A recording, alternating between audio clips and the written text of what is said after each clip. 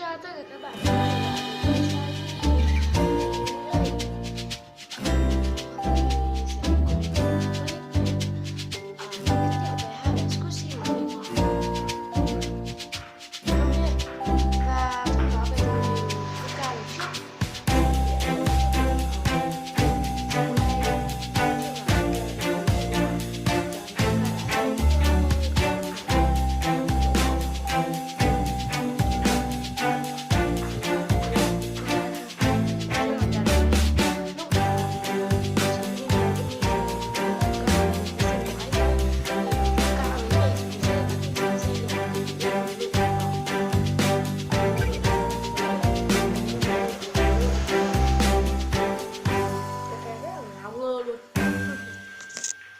Nào nghe như mình, mọi người nhìn em này rất là xinh luôn ha, em Coca rất là xinh luôn ha. Đấy. Đây. Thì bây giờ Coca và bên sẽ giới thiệu về hai bé Squishy nha. Rất là buồn chế. Và mình sẽ giới thiệu luôn cái chỗ để Coca nói gì đấy, không để nói gì. Ok, thì Coca đây ạ. Ok, bây giờ Coca sẽ đi ăn nhá. Bây giờ mình sẽ giới thiệu nha, tí nữa Coca ăn xong Coca quay lại nhá. Coca đã ăn. Đây, cả nhà ăn đi. Bác chưa Coca lắm. Và giới thiệu về cái máy đồ squishy, chỗ đựng đồ squishy nhá. Ok, rồi thôi. Thì trơn đây nè. Coca vẫn chưa ra tới nơi nữa. À, Coca ra tới nơi rồi.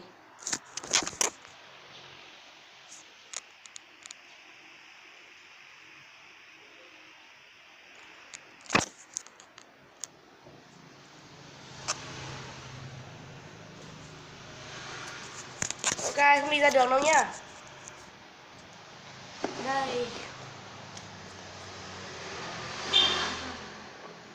Nó đang người gì?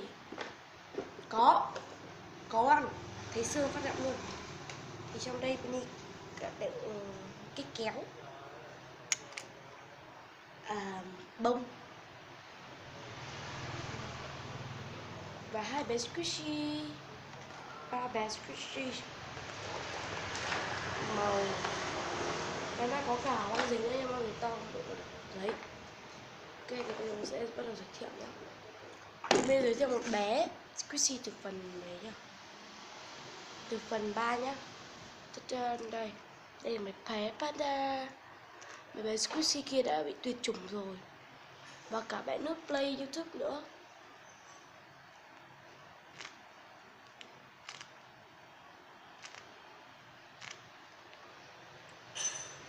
Và bé chính ra ngày hôm nay là chúng là hai bé đây.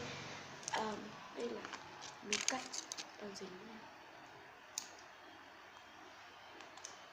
Ngày hôm nay thì đây, thì bé đầu tiên là bé chocolate chocolate của hãng Yến. Đây có ghi chữ Yến đây này.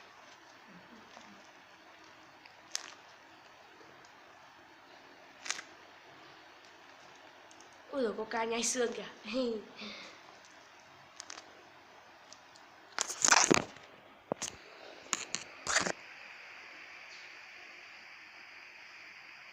Đây mọi người nhìn thấy em không?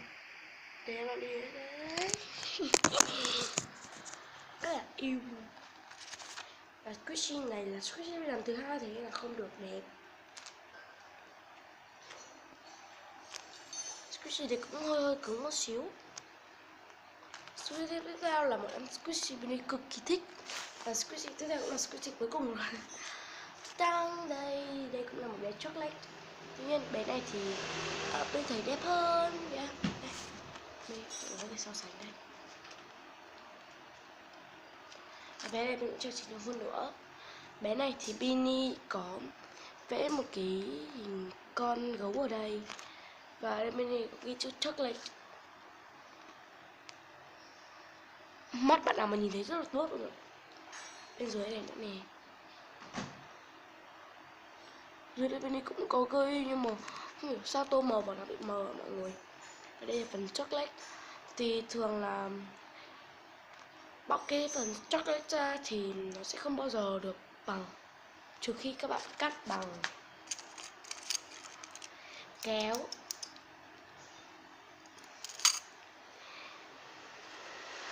Bên đi còn vẽ thêm cái tem mắt thế này.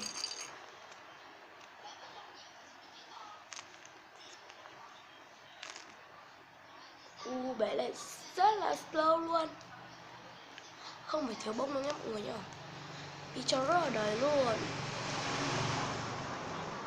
Nên cái phần này bên chơi nhầm này mọi người, nó ra là phải phần này thế. Nó lên mạng liền cái tủa bị em đơn nó, tuy nhiên thì mình không có băng thứ nhỏ, và có băng thứ nhỏ bên sẽ làm cái squishy cầu kỳ hơn. Thì ca vừa được cho đấy mẹ đi về rồi. Ok, thì nếu mọi người thích video này thì cứ cho mình like, share, comment, subscribe nhé. Thì nếu bạn nào quan tâm Coca thì nhớ comment bên dưới chúc mừng Coca nhé. Ok, giờ thì bye bye. Và mọi người có muốn đi ra ăn dâu đi hái dâu tằm phần 2 không? Comment phía bên dưới và like video này nhé.